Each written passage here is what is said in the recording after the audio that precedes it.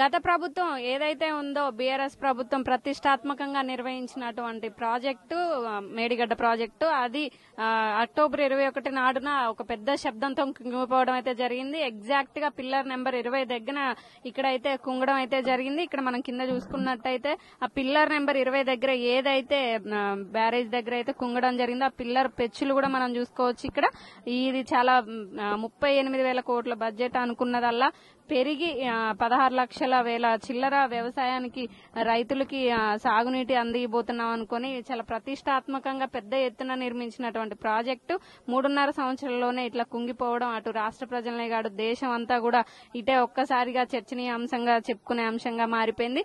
ఇంతలోనే ఎలక్షన్ రావడంతో దీని మీద ఎవరూ కూడా చర్యలు తీసుకోలేదు. ప్రభుత్వం మారింది. ఇప్పుడు ఏదైతే కాంగ్రెస్ ప్రభుత్వం మేము ప్రచారంలో చెప్పామో అదే ఖచ్చితంగా నిర్వహిస్తామంటూ ఖచ్చితంగా ఇక్కడ అవినీతి జరిగి ఉంటే ఖచ్చితంగా మేము అధికారుల మీద కానివ్వండి గత ప్రభుత్వం మీద కానివ్వండి ఎవరైతే అధికారులు ఉన్నారో అప్పుడు వాళ్ళ మీద చర్యలు తీసుకుంటామని చెప్పడం జరిగిందో అదే క్రమంలో అధికారంలోకి వచ్చిన నెల రోజుల్లో ఇక్కడ మంత్రులతో 5 మంత్రులతో గాను ఇక్కడ ఎమ్మెల్యేలతో కొంతమంది అలానే ఇరిగేషన్ అలానే గతంలో ఈ ప్రాజెక్టు నిర్మించినటువంటి సంస్థలతో ఇవాళ సమీక్షించడం అయితే జరిగింది. ఒక పవర్ ప్లాంట్ ప్రజెంటేషన్ తో ఈ రోజు ఇక్కడ సమీక్షించడం జరిగింది. దాని తర్వాత ఇక్కడ ఈ బ్యారేజ్ దగ్గరకు వచ్చి మంత్రుల బృందం ఇక్కడ వచ్చి పర్యటించి ఇక్కడ జరిగినటువంటి నష్టాన్ని అంచనా వేసి ఈ నష్టానికి సంబంధించినటువంటి పూర్తి వివరాలను తీసుకెళ్లి ఇక్కడ జరిగినటువంటి అంశాలు మొత్తం సీఎం రేవంత్ రెడ్డి దగ్గర చర్చించి తరువాత ఏం చేయాలి చర్యలు ఏం చేయాలని చెప్పేసి దీనికి ప్రత్యామ్నాయంగా ఏం చేయాలి దీన్ని ఇలానే ఉంచాలా లేకపోతే ఇలా ఉంచితే దీని పరిస్థితి ఏంటి ఇక్కడ కుంగిపోయినటువంటి ఈ బ్రిడ్జి పరిస్థితి ఏంటి ఇక్కడ ఉన్నటువంటి బ్యారేజ్ దగ్గర కరెక్ట్ మనం పిల్లర్ నెంబర్ 20 దగ్గర ఉన్నాం. ఇక్కడ మనం చూసుకున్నట్టయితే మొత్తం ఇక్కడ ఉన్నటువంటి పిల్లర్లు 69 ఇంత మేర కూడా సమాంతరంగా ఉన్నటువంటి బ్రిడ్జి ఒక్కసారిగా అక్టోబర్ 21వ తేదీ రోజున ఇక్కడ పెద్ద శబ్దం రావడంతో ఇక్కడ అయితే ఒక 4 ఫీట్ల మేర కిందకి కుంగిపోయింది. అది మనం చూసుకోవచ్చు. ఇక్కడ పిల్లర్ నెంబర్ 20 నుంచి 19, 21 మధ్యలో ఈ పిల్లర్ అనేది మనం చూసుకోవచ్చు కుంగిపోయింది. విజువల్స్ లో క్లియర్ గా కనిపిస్తుంది అనమాట. ఇంత కుంగిపోయినటువంటి ఈ బ్రిడ్జి ఈ ప్రాజెక్ట్ అనేది ఈ వంతెన ఇక్కడ ఎంతో ప్రతిష్టాత్మకంగా కట్టినటువంటి ప్రాజెక్టు. అలానే తెలంగాణనే కాదు యావత్ దేశం మొత్తం చర్చనీయాంశం అయినటువంటి అంశం అవినీతి జరిగింది.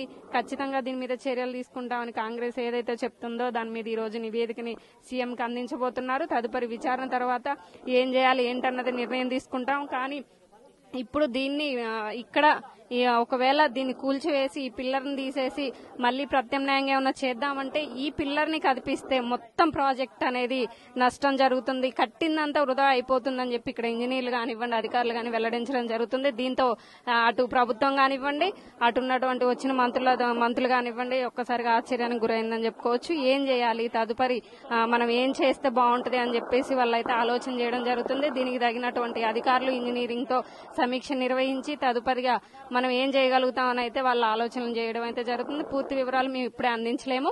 కానీ కొన్ని వేల కోట్లు నష్టం అయితే వాటిల్లింది. ఎంతో మంది ప్రజలు అలానే ఎంతో మంది రైతులు కొన్ని లక్షల ఎకరాల్లో సాగుకి సిద్ధమైనటువంటి ఈ ప్రాజెక్టు 3.5 ఏళ్లలోనే కుంగిపోవడం అటు ప్రజల్లో కానివ్వండి ఇటు యావత్ దేశం మొత్తం చర్చనీయాంశమైంది. మనం అటు చూసుకున్నట్టయితే దీనికి ప్రత్యామ్నాయంగా వీరు వేరే ఏర్పాట్లు చేయడం అయితే జరుగుతుంది. కానీ ఎంత ప్రత్యామ్నాయంగా చేసినప్పటికీ ఈ బ్రిడ్జ్ ఈ బ్యారేజ్ కి సంబంధించి ఈ వంతెన ఈ పిల్లర్ 20 కానీ 21 కానీ 19 కానీ ఏమన్నా తీసేసే ప్రయత్నం చేస్తే ఖచ్చితంగా మొత్తం ప్రాజెక్టే నాశనమయ్యే అవకాశం ఉంది. మొత్తం కూడా ఏదైతే కట్టిన ప్రాజెక్ట్ అంతా నీళ్ల పాలైపోతుందని చెప్పడం అయితే జరుగుతుంది.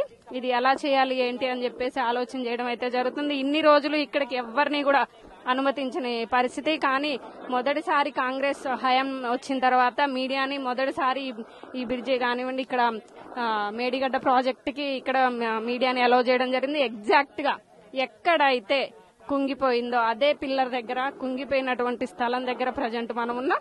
ఇక్కడ మనం చూసుకున్నట్టయితే ఖచ్చితంగా ఒక 4 ఫీట్ల మేర ఖచ్చితంగా కుంగిపోయిందని చెప్పుకోవచ్చు. ఇక్కడ మనం చూసుకున్నట్టే విజువల్ చూస్తే పైనుంచి మనం ఎలా ఉందనేది తెలుస్తుంది. ఒక 4 ఫీట్ల మేర ఇక్కడ అయితే కుంగిపోయిందని చెప్పుకోవచ్చు. ఇక్కడ నుంచి ఒక 100 ఫీట్స్ 150 ఫీట్స్ అయితే ఇక్కడ కుంగిపోయింది. ఎగ్జాక్ట్ గా 19, 20, 21 మధ్యలో ఈ కుంగడం అనేది కనిపిస్తూ ఉంటుంది మనకి.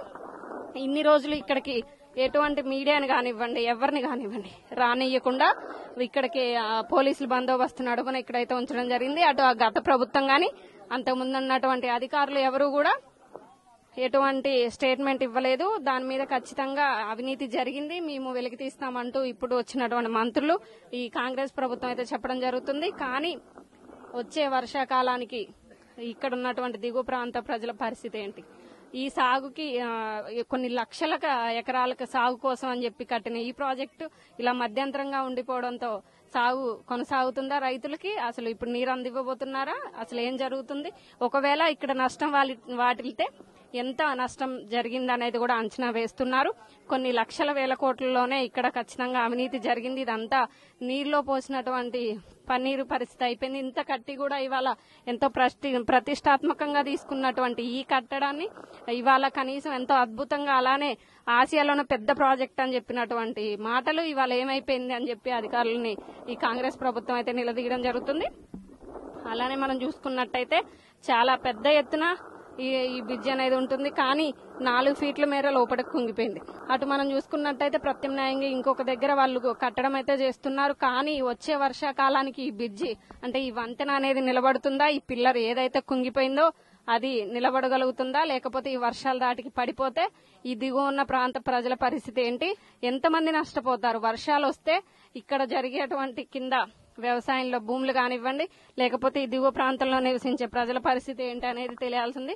ఇక్కడ అసలు ఏం జరుగుతుంది ఏంటి అనేది కూడా ఇన్ని రోజులు ఎవరికి తెలియదు. అసలు కాళేశ్వరం ప్రాజెక్టులో ఏం జరిగింది అన్నది కూడా ఎవరికి తెలియని పరిస్థితి. ఇప్పుడు కాంగ్రెస్ ప్రభుత్వం వచ్చి ఈ నష్టం జరిగింది, దీనికి సంబంధించి పూర్తి సమీక్ష నిర్వహిస్తున్నాం, సీఎం రేవంత్ రెడ్డి దగ్గరికి మళ్లీ మేము చర్చకి వెళ్లి తదనంతరం దీనికి సంబంధించినటువంటి పూర్తి వివరాలు ఆయనకు అందించిన తర్వాత సమీక్ష తర్వాత పూర్తి వివరాలను మేము వెల్లడిస్తామని చెప్పడం అయితే జరుగుతుంది. అలానే ఒకవేళ ఇది రీడిజైన్ చేస్తే మళ్లీ ఏ కంపెనీకి ఇస్తుందా అనేది కూడా ఆలోచించాల్సిన విషయం. గతంలో నిర్వహించినటువంటి సంస్థకి ఇస్తారా, లేకపోతే కొత్త సంస్థకి ఇస్తారా? ఒకవేళ ఇక్కడ జరిగిన నష్టం ఎంత? ఒకవేళ వర్షాకాలం నాటికి ఇది పూర్తవకపోతే ఈ బ్యారేజ్ పరిస్థితి ఏంటి? ఇలాంటి ఎన్నో ప్రశ్నలు ప్రజల్లో కానివ్వండి, అటు వ్యవసాయం చేస్తున్నటువంటి రైతుల్లో చాలా మందిలో కూడా ఈ క్వశ్చన్లు అయితే తలెత్తుతున్నాయి. చాలా మంది కూడా ఎదురు చూస్తున్నటువంటి పరిస్థితి వచ్చే వర్షాకాలానికి నీరు అందుతుందా?